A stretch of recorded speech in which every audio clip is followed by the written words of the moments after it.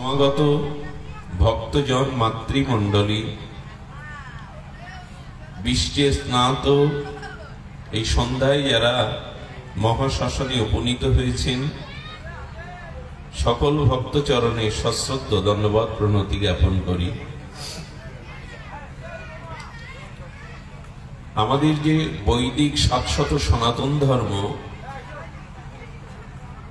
এই সনাতন ধর্মের শাশ্বত বিধি হলো আমরা যে কর্মই করি সেই কর্ম ভগবানকে সমর্পণ করে করা উচিত। সেই শ্লোকটি ভগবান এখানে বলছেন,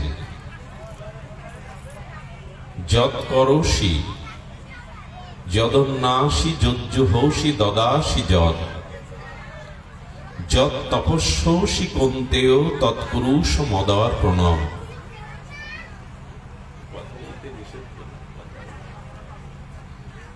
তুমি যা কিছু করো, সে তপস্যা, আহার, যে কোনো কর্মই করো, ভগবান বলছেন আমাকে অর্পণ করো।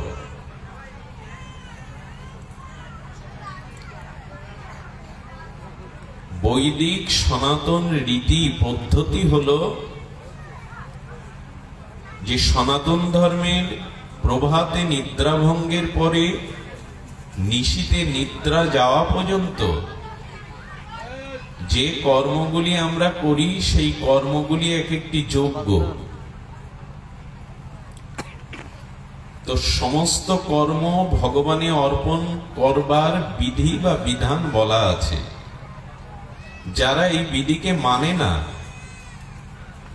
যাদের মনোকল্পিত এবং স্বেচ্ছাচারীভাবে যে কোনো কর্ম করে, সেই কর্মকে আমাদের শাস্ত্র উৎপাত বলা হয়েছে। কি বলা হয়েছে? উৎপাত। যে কর্ম শাস্ত্র বিধি না মেনে নিজেদের ইচ্ছা স্বেচ্ছাচারিতাময় করা হয়, সেই কর্মকে উৎপাত বলা হয়, যোগ্য না বলে, সৎকর্ম না বলে। নারদ পঞ্চরাত্রে বলা আছে,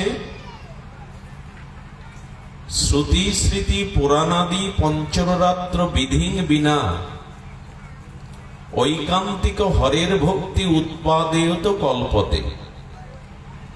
যারা বেদ বেদাদি শাস্ত্র উপেক্ষা করে স্বেচ্ছাচারীময় কর্ম করে, তাদের কর্মটা কখনো ভক্তি, কল্যাণ, মঙ্গল লাভ হয় না, সেটা উৎপাত হয়। আমরা অনেক কর্মই করি যে কর্মগুলো শাস্ত্রবিধি না মেনে আমাদের ইচ্ছা মতো করি, তাকে বলা হয়েছে উৎপাত। উৎপাতের দ্বারা কিছু ভালো হয় না।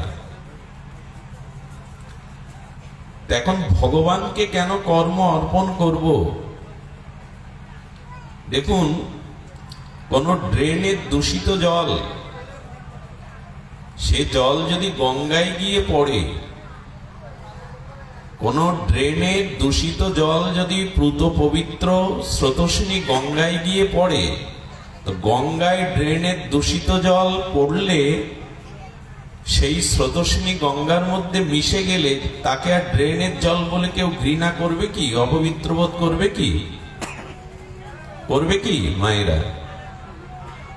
কিন্তু গঙ্গার জল যদি পাত্র নিয়ে তোলে কোনো পুঁতি দুর্গন্ধময় ড্রেনের জলের মধ্যে দিয়ে দেন, সেটা কি আর গঙ্গা জল বলে পূজ্যতা মান্যতা পাবে?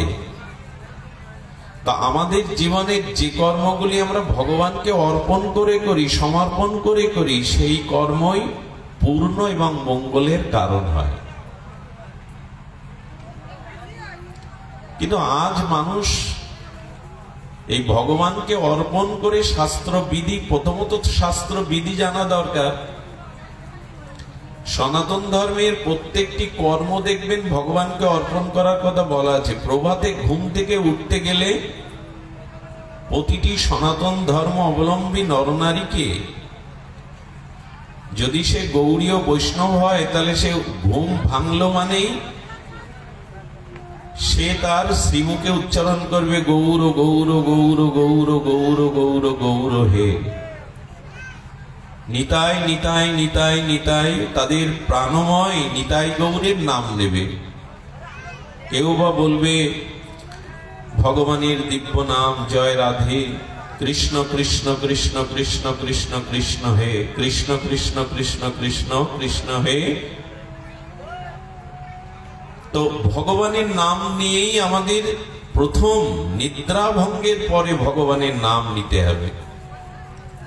এবং বসুমাতার বুকে পা দিতে গেলেও বসুমাতাকে প্রণাম করে পা দিতে হয়। হে মা, তুমি ধারণ করে আছো আমাদের, তুমি ধারণ করেছো বিধায় আমরা তোমার বুকে পদচারণা করতে পারছি। এগুলো এখন তো আমরা কেউ মানি না। যারা মানেন তাদের জীবন কল্যাণময় হবে। ভগবানে কর্ম অর্পণ হলে ওই যে ড্রেনের জল গঙ্গায় পড়লে যেমন পবিত্র হয়ে যাবে। তো সকালে উঠে প্রতিটি হিন্দু নরনারীকে প্রার্থনা করতে বলা হয়েছিল, ওম সর্বে ভবন্তু সুখিনা, সর্বে সন্তু নিরাময়া, সর্বে ভদ্রাণি পশ্যন্তু মা কশ্চিৎ দুঃখ ভাগ ভবে। কি উদার এই সনাতন ধর্মের মানুষকে ঋষিরা বলেছেন, সকালে উঠেই বলো সর্বে ভবন্তু সুখিনা, হে প্রভু সকলকেই সুখী করো। তো সকলের মধ্যে আমার স্ত্রী পুত্র কন্যা সবাই আছে। যে অপরের মঙ্গল না চায় তার মঙ্গল কোনো কালেই হয় না। সর্বে সন্তু নিরাময়া, তুমি সকলকে নিরাময় করো, নিরোগ করো। মা কশ্চিৎ দুঃখ ভাগ ভবে, হে প্রভু এই সংসারে কেউ যেন দুঃখ ভোগ না করে।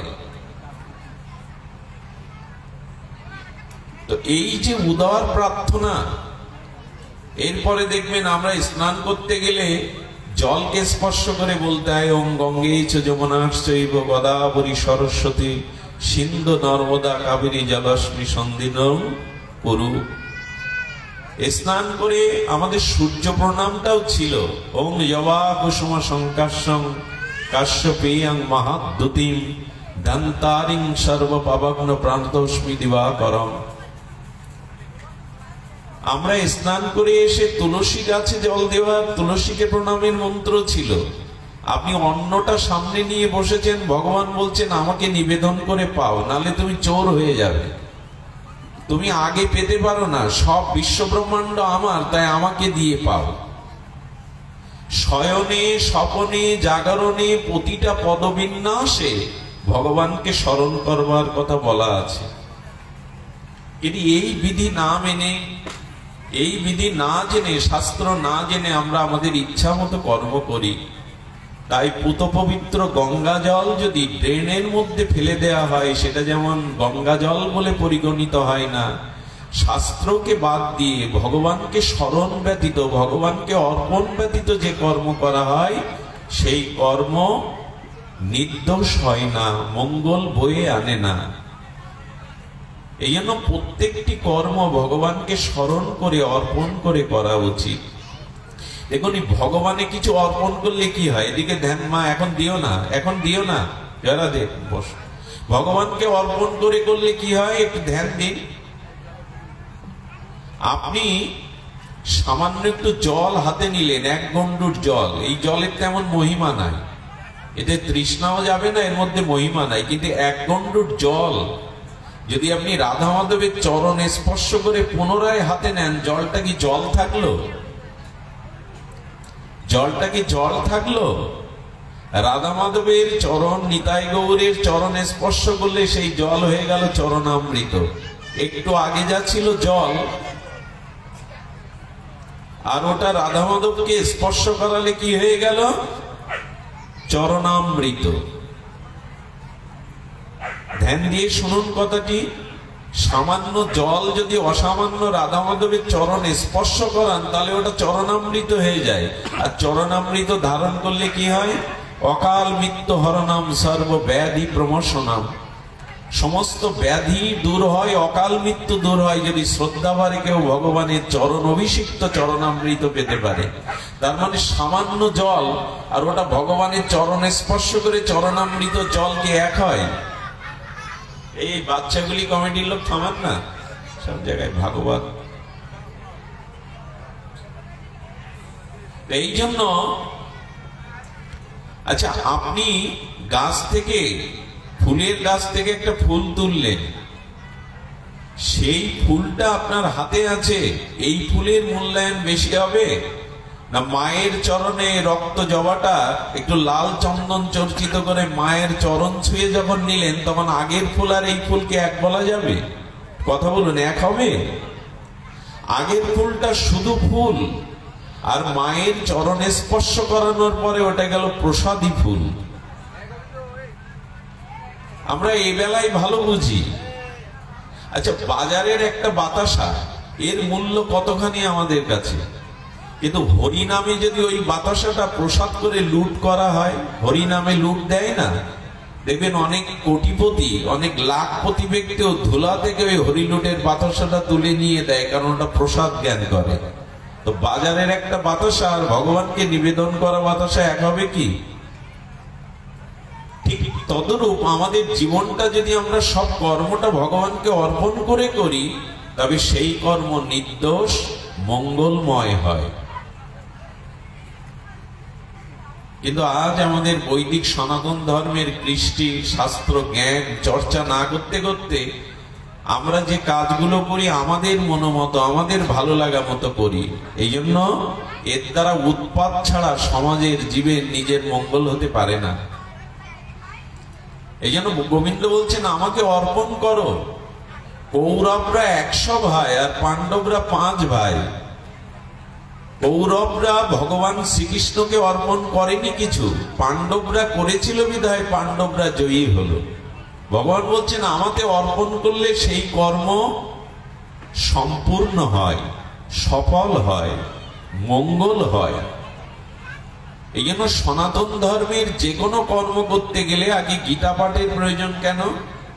কারণ এই কর্মটা ভগবানকে অর্পণ করে করলেই মঙ্গল হবে, কল্যাণ হবে। আমি এতক্ষণ যে দৃষ্টান্ত আপনাদের জানালাম।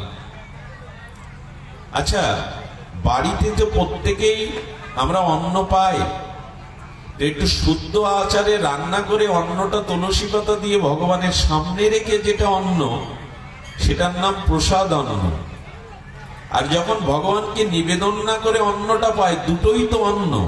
তো ভগবানের নিবেদিত প্রসাদ অন্ন আর এমনি রন্ধন করা অন্ন এক হয় কি? যদি তাই মনে করেন যে নিবেদন করা অন্নটা প্রসাদ, তেমনি আমাদের জীবনের প্রত্যেকটা কর্ম শুধু ঠাকুর ঘরে ভোগ নিবেদন না, শুধু ফুল নিবেদন না, আমার জীবনের প্রতিটি কর্ম ভগবানে অর্পণ হলে সেটা প্রসাদই হয়ে যাবে। প্রসাদ মানে অনুকম্পা, কৃপা, করুণা। দেখুন, এই সম্পর্কে আগে আমাদের শাস্ত্র জ্ঞান থাকতে হবে। এই জন্য চৈতন্য মহাপ্রভু খুব সহজ করে আমাদের জানাবার জন্য বলেছেন, খাইতে শুইতে উঠিতে বসিতে যথা তথা নাম লও। কোন মন্ত্র যদি না জানা থাকে, আমি মহামন্ত্র দিয়ে যাচ্ছি তোমাদের। অনেকেই মন্ত্র আমাদের জানা নাই, মহাপ্রভু বলছেন, আমি মহামন্ত্র দিয়ে গেলাম, যে কাজ করবে ভগবানের নাম স্মরণ করে করো। দেখুন, ভগবানের শরণ নিলে, আশ্রয় নিলে কি হয়? আপনি যে কর্ম করছেন তা যদি ভগবানের সমর্পণ করেন, তাহলে কি হয়? আচ্ছা, 10 গ্রাম একটা লোহা জলে, নদীতে, সাগরে, পুকুরে দিলে ভাসবে তো? কথা বলুন, ভাসবে? লোহা 10 গ্রাম হলেও জলে দিলে ডুবে যাবে। কিন্তু একটা কাঠের গুঁড়ি 2-3 মণ ওজন, সে জলে ভাসে কেন? কারণ কি? ওজনের দিক দিয়ে একটা কাঠের গুঁড়ি 3 মণ, সে ভাসছে। কিন্তু আপনি 2 গ্রাম লোহা জলে দিলে ভাসবে না। যদি আমরা একটু শাস্ত্রীয় ব্যাখ্যা শুনি, তাহলে মহাজন বলেছেন, দেখুন, যার সাথে যার সম্বন্ধ আছে সে তাকে ডুবে যেতে দেয় না, ধ্বংস হতে দেয় না, সামনে তার অকল্যাণ হতে সে দিতে চায় না। কাঠের সাথে জলের একটা সম্পর্ক আছে, কারণ ওই কাঠটা কোনো বৃক্ষের গুঁড়ি, তো ওই বৃক্ষটা বীজ অঙ্কুরিত হতে গিয়ে, ওই বীজ অঙ্কুরিত বৃক্ষটা বড় হতে গিয়ে জল লেগেছে। জল না দিলে কোনো বৃক্ষ বাঁচবে? অর্থাৎ জলের সাথে ওই বৃক্ষের একটা সম্বন্ধ ছিল। এই জন্য জল মনে করছে যেহেতু তুমি আমার আশ্রয় আমার সম্বন্ধে বেড়ে উঠেছ, তাই আমি তোমাকে ডুবাবো না। কিন্তু লোহার সাথে জলের কোনো সম্বন্ধ আছে কি? আছে কি? লোহাকে ডোবাচ্ছে কিন্তু 2 মণ ওজনের কাঠের গুঁড়িকে ভাসাচ্ছে। আচ্ছা, আর একটা দৃষ্টান্ত নিন, স্মরণ নিলে কি হয়। ওই লোহাটা যদি কাঠে যুক্ত করে ভাসিয়ে দেন, জলুই দিয়ে তো নৌকা তৈরি হয়, তখন কি আর লোহা ডোবে? আপনি লোহাটা জলে দিলে ডুবে যাবে, কিন্তু কাঠের সাথে যুক্ত করে 1000 মণ জলুই বা লোহা যুক্ত করে নৌকা করে ভাসিয়ে দিন। কাঠের সাথে যুক্ত হয়েছে বিধায় লোহা এখন ভাসছে, আর ডুবছে না। তেমনি যে কর্ম ভগবানকে যুক্ত করে করা যায়, ভগবানকে অর্পণ করে করা যায়, ভগবান বললেন সেই কর্ম মানুষের পতন হয় না, স্খলন হয় না, সেই কর্মে কারো অকল্যাণ হয় না। যুক্ত হও, তেষাং সতত যুক্ত নাং ভজতাম প্রীতিপূর্বকম দদামি বুদ্ধি যোগাং তাং উপজান্তিতে। আচ্ছা, খুব স্রোতস্বিনী নদী দেখবেন, পার্বত্য সঙ্গল পাহাড়ি নদীগুলো প্রবল স্রোত হয়। সেই স্রোতে একটা হাতি এপার থেকে ওপারে উঠে যেতে চেষ্টা করছে। তো জলের এমন স্রোত পার্বত্য সঙ্গল স্রোতস্বিনী নদীর যে হাতিটা উঠতে গিয়েও বাধাগ্রস্ত হচ্ছে, স্রোত তাকে ভাসিয়ে নিয়ে যাচ্ছে। হাতিটা লক্ষ্য করছে আমাকে জলের প্রবল স্রোত উঠতে দিচ্ছে না বলে, কিন্তু ছোট ছোট মাছগুলো জলের বিপরীতে সাঁতার কাটতে কাটতে উল্টো দিকে যাচ্ছে। যায় কিনা? মাছগুলো স্রোতের বিপরীতে উল্টে সাঁতার কাটতে কাটতে আনন্দে দল বেঁধে যাচ্ছে। হাতি বলছে, বারে আমার লোমকূপের মতো ওরা ছোট ছোট মাছগুলো না, আমি বলবান হস্তে আমি জলের স্রোতে ভেসে যাচ্ছি, আর ওরা জলের স্রোতের প্রতিকূলে কি করে সাঁতার কাটছে। মাছ বলছে, হাতি তুমি তো জলের শরণ নাওনি, কিন্তু আমি যেদিন জন্মেছি সেই দিন থেকে জলকে বলেছি, জল তুমি আমার আশ্রয়, তুমি আমার জীবন, তোমা থেকে তুলে সোনার থালে রাখলেও আমি বাঁচব না, ছটফট করব। তাই আমি মাছ, আমি জলকে আশ্রয় করেছি, জলের শরণ নিয়েছি, তাই জল আমাকে স্রোতে সব ভাসিয়ে নিয়ে গেলে আমাকে বুকের কাছে টেনে রাখছে। হাতি তুমি তো জলের শরণ নাওনি, তুমি তো তোমার শক্তিতে পার হতে চেষ্টা করছো, তাই জল ও তার শক্তিতে তোমাকে ভাসাচ্ছে। এর থেকে বড় দৃষ্টান্ত আর জগতে নাই। একই জলের স্রোতে হাতি ভেসে যাচ্ছে, আবার একই জলের স্রোতে মাছগুলো উজানে উল্টো দিকে সাঁতার কাটছে। এর একটাই কারণ, মাছ জলের আশ্রয় নিয়েছে কিন্তু হাতি জলের আশ্রয় নেয়নি। এই জন্য ভগবান বলছেন আমার আশ্রয় নাও, আমাকে স্মরণ করো, যে কর্মই করবে সেই কর্ম আমাকে অর্পণ করে করলে সেই কর্ম সুফল হবে, সফল হবে, কল্যাণ হবে। তো মানুষের কল্যাণ, কিন্তু মানুষের দুর্বুদ্ধি হলো কি জানেন, এখানে দেখবেন কোনো যুবকরা আসেনি, যুবতীরাও তেমন আসেনি। এইখানে কিছু মধ্যবয়সী মানুষ, বৃদ্ধরাই বেশি কীর্তনে ইত্যাদি আসে। এখন গানের কনসার্ট হলে, যাত্রা হলে, ওই ওদের সামনে আপনি দেখবেন ওরাই সামনে, ওরা এখন খেলছে, নাহলে কোনো যন্ত্র নিয়ে পড়ে আছে। এই কারণটা কি? সনাতন ধর্মের যুবক যুবতীরা কেন আসে না? এদের ধর্মমুখী কেন করা যায় না? এর মূল কারণ হলো, সনাতন ধর্মের যত পূজা পার্বণ অনুষ্ঠানগুলো হয়, বেশিরভাগের সেখানে শাস্ত্র আলোচনার কোনো বিষয় থাকে না, আমাদের জানবার তেমন বিষয় থাকে না।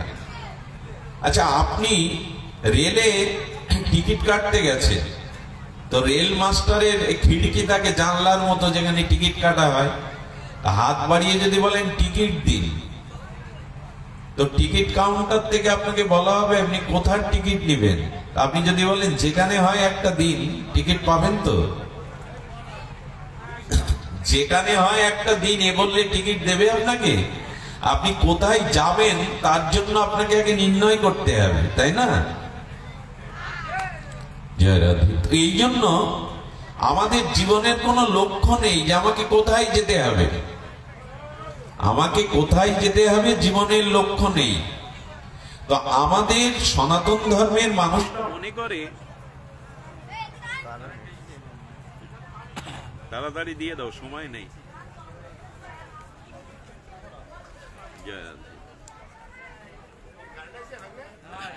দেরি করো না, তাড়াতাড়ি দিয়ে দাও। সনাতন ধর্মের মানুষদের আজও ঘুম ভাঙিনি, জানেন?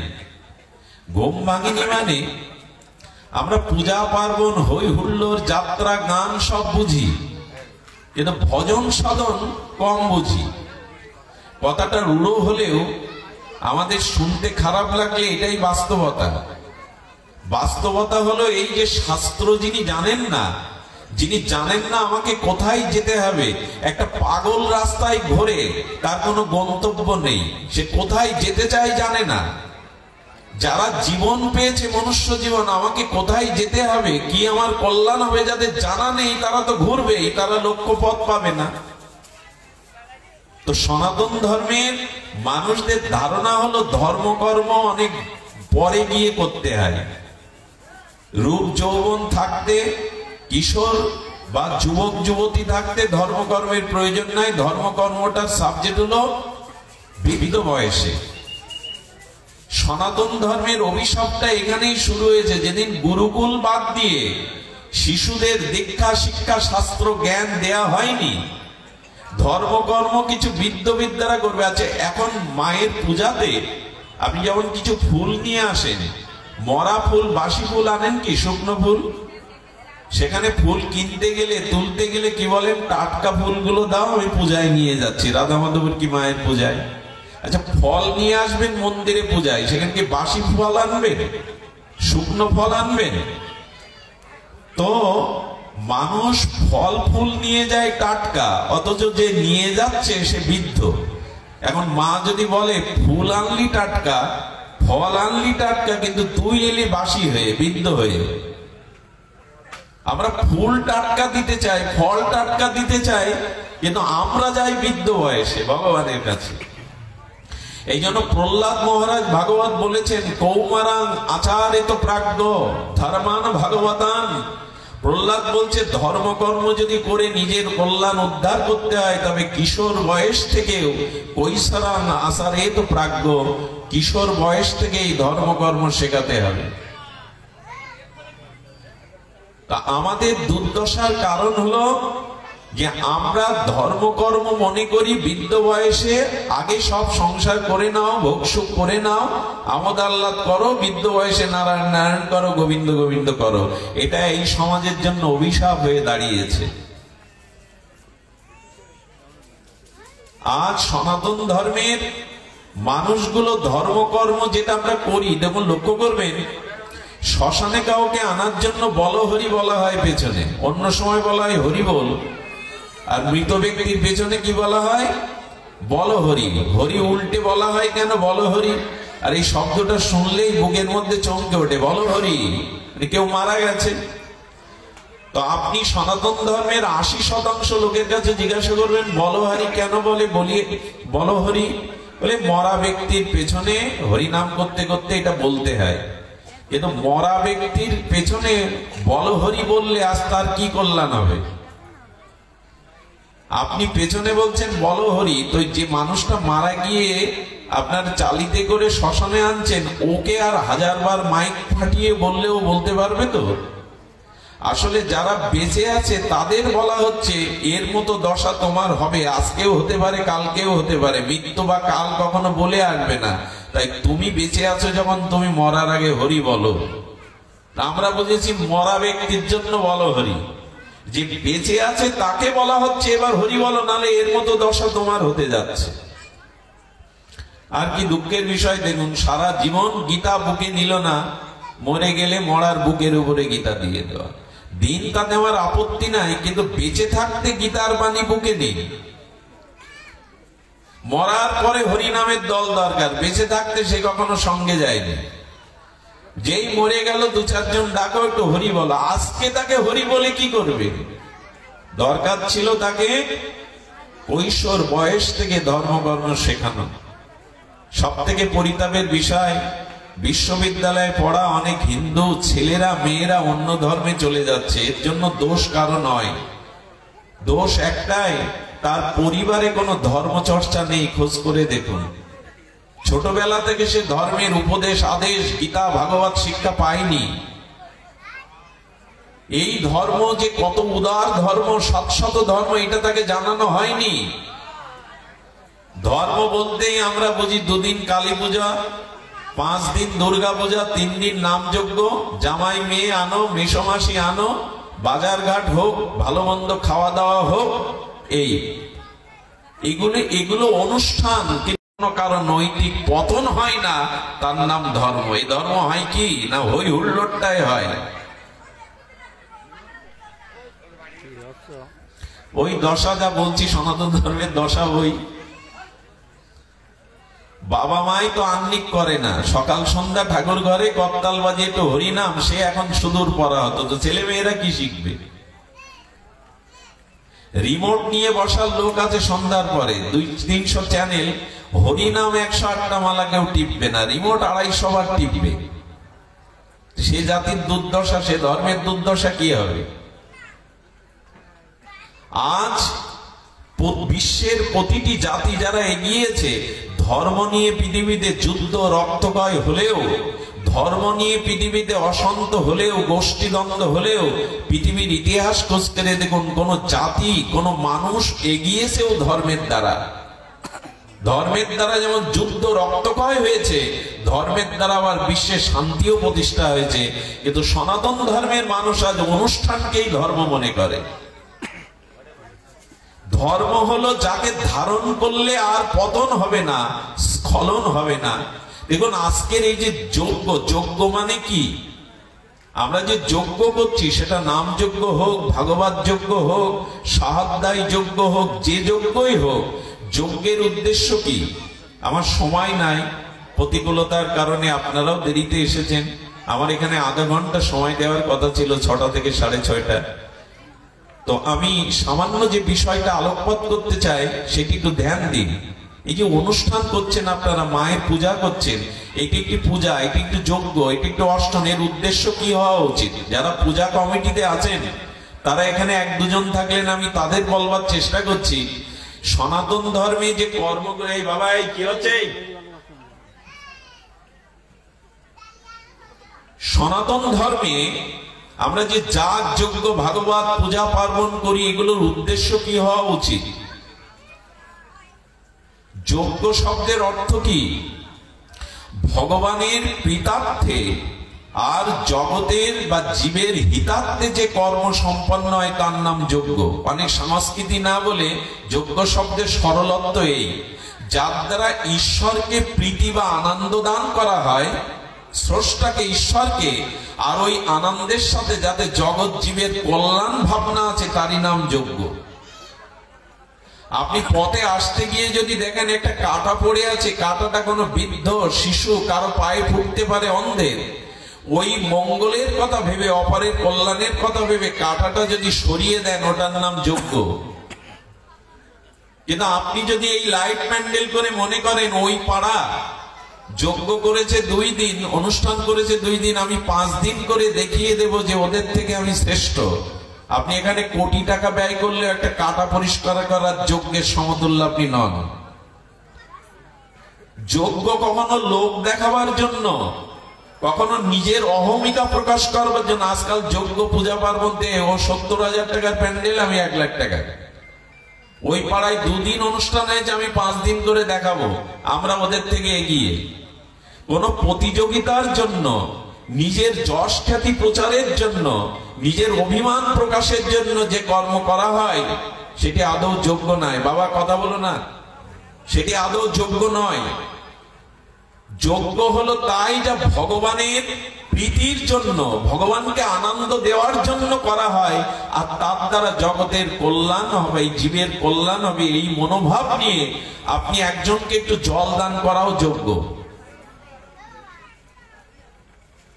এই জন্য শাস্ত্র বারবার বলেছে, যজ্ঞ মানে 3 দিন নাম যজ্ঞ, 5 দিন পূজা, এরকম না। যজ্ঞ মানে যে কর্মের দ্বারা ঈশ্বর প্রীত হয়, আনন্দিত হয়, আর জীবের কল্যাণ হয়, অন্যের কল্যাণ হয়, এই ভাবনা নিয়ে যা কিছু করুন তারই নাম যজ্ঞ। অমুক করেছে আমিও করে দেখাবো, হ্যাঁ, এই যে প্রতিযোগিতা, নিজেকে প্রচারের জন্য, নিজের অভিমান প্রকাশের জন্য যা কিছু, আদৌ সেটি অনুষ্ঠান মাত্র, তাকে যোগ্য বলা যায় না। আমার মনে পড়ে মহাভারতে সব থেকে বড় যজ্ঞ দাপারে করেছিলেন যুধিষ্ঠির মহারাজ, রাজসূয় যজ্ঞ। পৃথিবীতে এমন যজ্ঞ, সেই যজ্ঞে দেবতা মুনি ঋষিরা উপস্থিত ছিলেন, সেই যজ্ঞে যজ্ঞেশ্বর স্বয়ং কৃষ্ণ ছিলেন উপস্থিত, স্বয়ং ভগবান অখণ্ড পরতত্ত্ব। যজ্ঞ শেষে যখন অতিথিরা বিদায় নিচ্ছে, তখন শ্রীকৃষ্ণ হাসছেন। যুধিষ্ঠির মহারাজ বললেন, আপনি কেন হাসছেন? বিদায়ের সময় তো মানুষের বেদনা থাকে, বিরহ থাকে, আপনি হাসছেন কেন? শ্রীকৃষ্ণ বলছেন, ওই নেকুলের অবস্থা দেখে, একটা বেজি যেখানে প্রসাদ বিতরণ হয়েছিল, ওই প্রসাদের ওখানে গড়াগড়ি দিচ্ছে, আর বেজিটি বলছে এই যোগ্য সে যোগ্য না। যুধিষ্ঠির মহারাজ শ্রীকৃষ্ণকে বলছেন, তাহলে এই যজ্ঞ পূর্ণ হয়নি? বলল, না, ওই বেজিই তো বলছে। বলে, ওকে ডেকে, ভগবান কথা বললে তার কথার উত্তর একটা বৃক্ষও দিতে পারে, জড়বস্তুও দিতে পারে। ভগবান বললেন, এই যজ্ঞ সেই যজ্ঞ না, মানে কি বোঝাতে চাচ্ছ তুমি? তখন সেই বেজিটি, নেকুলটি ভগবানের কৃপা পেয়ে তখন বলছেন, আমি 5 বছর আগে এই কুরুক্ষেত্রে এসেছিলাম। একদিন ভিখারি, কাঙাল, গৃহী, তিনি একজন সাধুকে সেবা দিয়ে তার এটো কলার পাতাটা ফেলানো ছিল। আমি সেই পাতা থেকে কণামাত্র একটু প্রসাদ, বেজিটি বলছে, নেওয়ার সাথে সাথে আমার গায়ের যে ছায়ের রং আর্ধেক স্বর্ণময় রং হয়, আর আমার মনের স্বভাবেরও পরিবর্তন হয়। আমি আর আর্ধেক স্বভাব সাত্ত্বিক করার জন্য, আর আর্ধেক গা স্বর্ণময় করার জন্য মনে করলাম পৃথিবীর অন্যতম শ্রেষ্ঠ যজ্ঞ রাজসূয় যজ্ঞ, যেখানে কৃষ্ণ আছে, দেবতা ঋষি আছে, কিন্তু এখানে প্রসাদ নিয়ে দেখলাম এই যজ্ঞ তো সে যজ্ঞ নয়। শুধু অনুষ্ঠান করলেই, বড় কিছু লাইট প্যান্ডেল করলেই জীবের কল্যাণ হবে, ভগবান সন্তুষ্ট হবে এমন নয়। সন্তুষ্ট কখন হবে? যজ্ঞ যদি ভগবানকে আনন্দ দেওয়ার জন্য করা হয় এবং অপরের মঙ্গল চিন্তা করে করা হয়।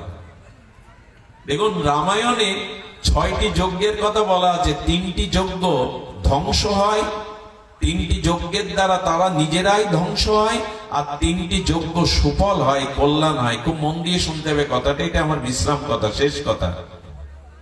যে অনুষ্ঠান কিভাবে করতে হবে, যজ্ঞটা আসলে কি? তো 3টি যজ্ঞ করে সফল হয়েছিলেন কে কে? না, দশরথ, দ্বিতীয় হলো রাজর্ষি জনক, তৃতীয় হলো বিশ্বামিত্র মুনি। এই 3টি যজ্ঞ সম্পূর্ণ সফল হয়, আর 3টি যজ্ঞ ব্যর্থ হয়, বিনষ্ট হয়। সেই 3টি যজ্ঞ দক্ষ যজ্ঞ, দ্বিতীয় হলো রাবণের যজ্ঞ, আর মেঘনাদের নিকুম্ভিলা যজ্ঞ। এই 3টে যজ্ঞই পণ্ড হয়ে যায়, ধ্বংস হয়ে যায়। কেন? সবাই তো যজ্ঞ করছিল, 3টে নষ্ট হলো, 3টে সফল হলো কেন? কারণ একটাই, দশরথ যজ্ঞ করেছিল কেন?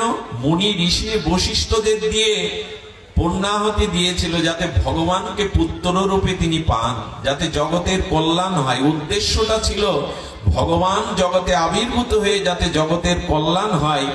ওই ভগবানকে প্রীত করবার জন্য, জগতের হিতের জন্য দশরথ যজ্ঞ করেছিল। সেই যজ্ঞের দ্বারাই, পূর্ণাহুতির দ্বারাই স্বয়ং ভগবান চতুরংশে রাম, লক্ষ্মণ, ভরত, শত্রুঘ্ন হয়ে দশরথের পুত্র রূপে এসেছিলেন। এই যজ্ঞ সফল। দ্বিতীয় যে যজ্ঞ হয় সেটা বিশ্বামিত্র মুনির যজ্ঞ। ওই যজ্ঞে রাম লক্ষ্মণকে নিয়ে গেছিলেন তিনি। রাম লক্ষ্মণ এসে বললেন, এবার যজ্ঞ করুন, তারকা আর বাধা দেবে না, মারীচা আর আপনার যজ্ঞ ধ্বংস করবে না। বললেন, যজ্ঞেশ্বর ভগবানই যখন আমার দুয়ারে, তখন আমি আর অন্য কি যজ্ঞ করব? ভগবান দাঁড়িয়ে থেকে সেই যজ্ঞ করিয়েছিলেন কেন? না, যাতে মুনি ঋষিরা নির্বিঘ্নে জঙ্গলে ভগবানের যজ্ঞ উপাসনা করতে পারে। উদ্দেশ্য মহৎ ছিল। আচ্ছা, বিশ্বামিত্র মুনি তারকাকে বধ করতে পারত না? তার তপস্যা ছিল না? কিন্তু উনি মনে করেছিলেন, ক্রোধ প্রকাশ করতে গেলে আমার ভজন নষ্ট হবে, আর ভগবানের হাতে যদি কেউ মারা যায় তবে তার গতি হবে, তার কল্যাণ হবে। এই জন্য ভগবানকে এনে ওই যজ্ঞ পূর্ণ করেছিলেন। সেই যজ্ঞ পূর্ণ হয়। আর তৃতীয় যজ্ঞ করেছিলেন ধনুর যজ্ঞ, রাজর্ষি জনক। সেই যজ্ঞে স্বয়ং ভগবান পায়ে হেঁটে গিয়েছিলেন সেই যজ্ঞে। আর 3টে যজ্ঞ ব্যর্থ হলো। আমাদেরও আজকে ধর্ম কর্ম অনুষ্ঠান যা হচ্ছে তাতে লোকের কল্যাণ, সমাজের কল্যাণ, ধর্মের কল্যাণ কি হচ্ছে আমি বলতে পারবো না। এটা বিবেচনার বিষয়, বিবেকের বিষয়, যে বাহ্যিক আনন্দ হচ্ছে, তাছাড়া ধর্ম এগোচ্ছে কিনা, সমাজ এগোচ্ছে কিনা, মানুষের স্বভাব পরিবর্তন হচ্ছে কিনা। 3টি যজ্ঞ ধ্বংস হয় কোনটা? প্রথম যজ্ঞ দেখবেন আমাদের কি যজ্ঞ? দক্ষ যজ্ঞ। দক্ষ যজ্ঞ কি জন্য হয়েছিল? শিবকে অপমান করবার জন্য, তাই না? দক্ষ প্রজাপতি ভগবান শিবকে অপমান করবার জন্য যজ্ঞ করলেন। তা যে যজ্ঞ ভগবানের প্রীতির উদ্দেশ্য না হয়ে, অন্যের কল্যাণের না হয়ে, অন্যকে দেখাবার জন্য, নিজের অহমিকা প্রকাশ করবার জন্য করা হয় জেদ করে, তা তো দক্ষ যজ্ঞই। তার দ্বারা কি কল্যাণ হতে পারে? সেই যজ্ঞে দেবতারাও ছিল, ব্রহ্মাও ছিল, কিন্তু পণ্ড হয়ে গেল সেই যজ্ঞ। আমরাও অনুষ্ঠান করে যজ্ঞ করে যদি উদ্দেশ্য মহৎ না হয়, তাহলে কিন্তু আমাদেরও কল্যাণ হবে না। সংকেত দিচ্ছে রামচরিতমানসে, দ্বিতীয় যজ্ঞ রাবণ করেছিল, সে যজ্ঞও পূর্ণ, রাবণ জয়ী হতে পারেনি। মেঘনাদ যজ্ঞ করেছিল যাতে লক্ষণকে বধ করতে পারে। অন্যকে হত্যা করবার জন্য যে যজ্ঞ, সে যজ্ঞও পূর্ণ হয়নি। নিবেদন করব, সনাতন ধর্মের যে অনুষ্ঠানগুলি করবেন তাতে ধর্মীয় কৃষ্টি কালচার বজায় রেখে করবেন। এখানে মাকে দেখা যাচ্ছে, মার সামনে এখন হরিকথা হচ্ছে। এখানের বাতাসটা, এখানের পরিবেশটা এখন যেমন, এখানে গানের কনসার্ট করলে এই পরিবেশ থাকবে না। এই জন্য একটু ভেবে চিনতে সনাতন ধর্মের মানুষকে এগোতে হবে। মা কি ভালোবাসে? মাকে পূজা করেছেন, মাকে আনন্দ দিতে চান, তো মা কি ভালোবাসে? ওই হুল্লো রসের নাচ গান মা ভালোবাসে? এগুলো কখনো জগৎজননী ভালোবাসতে পারে? তাই মার আনন্দ দেওয়ার জন্যই যে কর্ম, তারই নাম যজ্ঞ। মানুষের কল্যাণ যাতে হয়, এই চেষ্টার নামই যজ্ঞ। এই দিকটা লক্ষ্য করবেন। আপনাদের মঙ্গল হোক, সকলের কল্যাণ হোক। যদি মহাপ্রভু কৃপা করে আবার কোনোদিন আপনাদের